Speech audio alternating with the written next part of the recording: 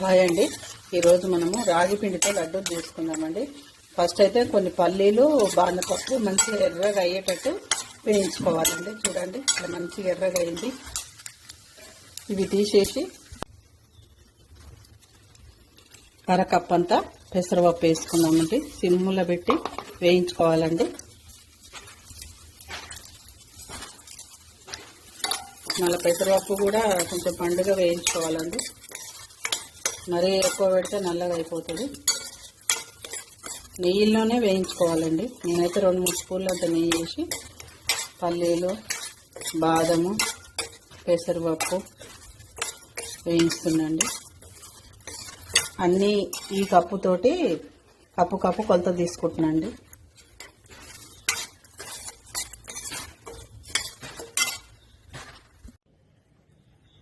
చూడండి, పెసరపప్పు పల్లీలు బాదం కలిసి ఈ కప్పు అయినాయండి.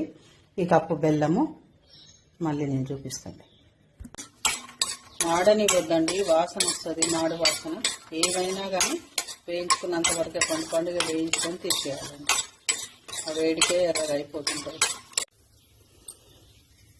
చూడండి, ఈ కప్పెడు సూజీ రవ్వ అండి, బొంబాయి రవ్వ అని కూడా అంటారు. 1 కప్పు రాగి పిండి అండి.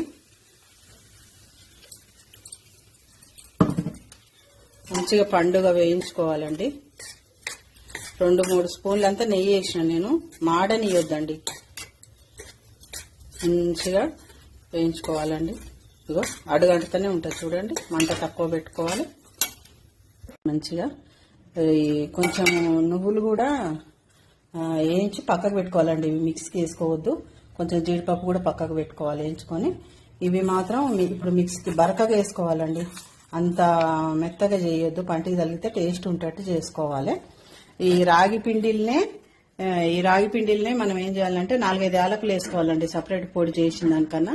అవి కొంచెం మంచిగా అయితే మిక్సీకి వేసినప్పుడు అందులోనే దనిగిపోతుంది. నేను అన్ని మిక్సీకి వేసి చూపిస్తానండి. చూడండి, పౌడర్ అయితే అయింది రవ్వది. ఈ రాగి పిండి అయితే మిక్సీకి వేసిన యాలకులు వేసి ఇప్పుడు నేను బరకగా రుబ్బిన పెసరపప్పు బాదం పప్పు పల్లీలు తర్వాత ఈ జీడిపప్పు అండి సపరేట్ వేసుకోవాలి. అందులోనే ఇక వేయించుకున్న నువ్వులండి, ఇవి మిక్స్కి వేసుకోకుండా అందులోనే వేసుకోవాలండి. మంచిగా కలుపుకొని నేను నెయ్యి వేసి ముద్దలు కట్టి మీకు చూపిస్తాండి. నెయ్యి ఎక్కువ ఏం పట్టదండి, పడితే కొంచెం 5-6 స్పూన్లు అంతా పడుతుండొచ్చు అంతే. చూడండి, రాగి పిండి రవ్వ వేయించి మిక్స్కి వేసేటప్పుడు బెల్లం కూడా అందులో వేసుకోవాలండి. కొంచెం వేసుకుంటే మిక్స్కి వేసుకొని మళ్ళీ పౌడర్ లాగా చేసి మళ్ళీ అన్ని పప్పులు కలుపుకోవాలండి. రాగి లడ్డు రెడీ అండి. ఈ రాగి పిండిలో సూజీ రవ్వ ఎందుకు పోసుకుంటామంటే రాగులు కొంచెం బంకుంటాయండి, పండ్లకు పడతాయని పట్టకుండా ఉండడానికి పోసుకుంటామండి. నువ్వులు కూడా టేస్ట్ కోసం వేయించి వేసుకున్నానండి. మీరు కూడా ఒకసారి ట్రై చేసి చూడండి. నాకైతే 1 కప్పు బెల్లం పట్టిందండి. స్వీట్ అయితే సరిపోయిందండి. నెయ్యి మంచిగానే చాలానే పట్టిందండి. నెయ్యి లేని వాళ్ళు కొంచెం పాలు పోసి కూడా కలుపుకోవచ్చండి. కాకపోతే ఎక్కువ రోజులు ఉండవు పాలతోటి. నెయ్యితోటి అయితే వారం 10 రోజులైనా ఉంటాయి. థ్యాంక్ యూ అండి. మీరు నాకు లైక్ చేయండి, షేర్ చేయండి, సబ్స్క్రైబ్ చేయండి.